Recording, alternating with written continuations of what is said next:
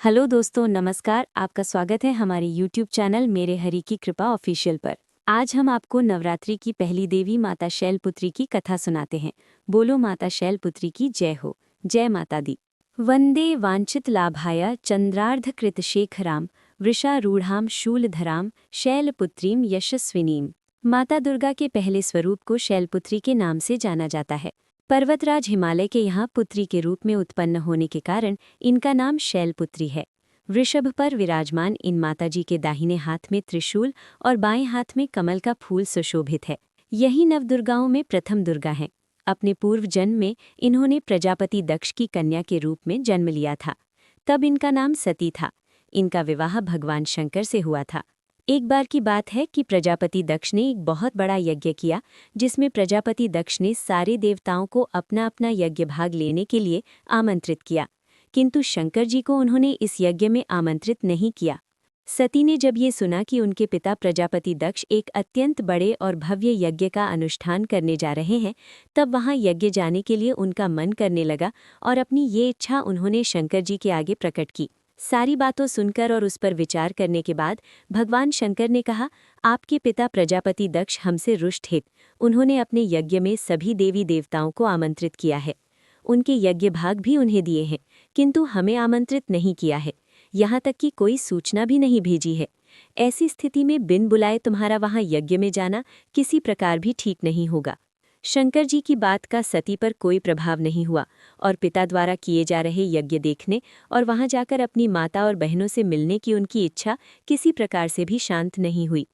उनका प्रबल अनुरोध जानकर भगवान शंकर जी ने उन्हें अपने पिता के घर यज्ञ में जाने की अनुमति दे दी।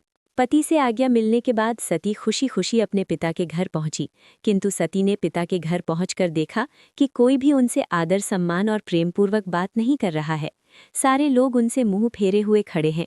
केवल उनकी माता ने ही स्नेहपूर्वक उन्हें गले लगाया और उनका हालचाल पूछा। बहनों और अन्य परिवारजन की बातें भी व्यंग्य और उपहास से भरी हुई थीं। परिजनों द्वारा किए जा रहे इस व्यवहार से सती के मन को बहुत दुख पहुंचा। उन्होंने ये भी देखा कि वहां उनके पति भगवान शंकर के प्रति तिरस्कार का भाव है।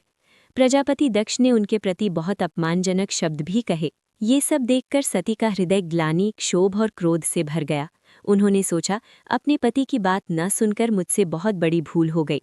भगवान शंकर ने मुझे यहाँ न आने के लिए बहुत समझाया, परंतु मैंने उनकी एक भी बात न मानी और यहाँ आकर मैंने बहुत बड़ी गलती कर दी।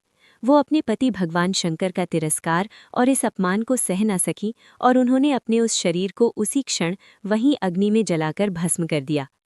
इस दुखद घटना को सुनकर शंकर जी को बहुत क्रोध आया और उन्होंने अपने गणों को राजा दक्ष के यहाँ भेजा और दक्ष द्वारा किए जा रहे यज्ञ को संपूर्ण रूप से विध्वंस करा दिया। सती ने अग्नि में अपने शरीर को जलाकर भस्म कर दिया था। उसके बाद अगला जन्म में उन्होंने शैलराज हिमालय की पुत्री के रूप में जन्म लिया। इस जन्म में वो शैलपुत्री नाम से प्रसिद्ध हुई। हेमवती और पार्वती भी इन्हीं के नाम है। उपनिषद में लिखी एक कथा के अनुसार इन्होंने हेमवती रूप से देवताओं का गर्व का भी भंजन किया था। देवी शैलपुत्री का विवाह भी भगवान शंकर से ही हुआ। पूर्व जन्म की ही तरह वो इस जन्म में भी वो भगवान शंकर की ही पत्नी बनी। नवदुर्गाओं में प्रथम शैलपुत्री दुर्गा का महत्व और शक्तियाँ अनंत हैं। नवरात्र पूजन में प्रथम दिवस इन्हीं की पूजा और अर्चना की जाती है। इस प्रथम दिन की उपासना से योगियों की योग साधना शुरू होती है। इस दिन योगी मूलाधार चक्र में अपना ध्यान लगाते हैं। ये थी पहले नवरात्रि की पहली देवी माता शैलपुत्री की कथा। तो सभी भक्तों मिलकर बोलो, शैलपुत्री माता की जय।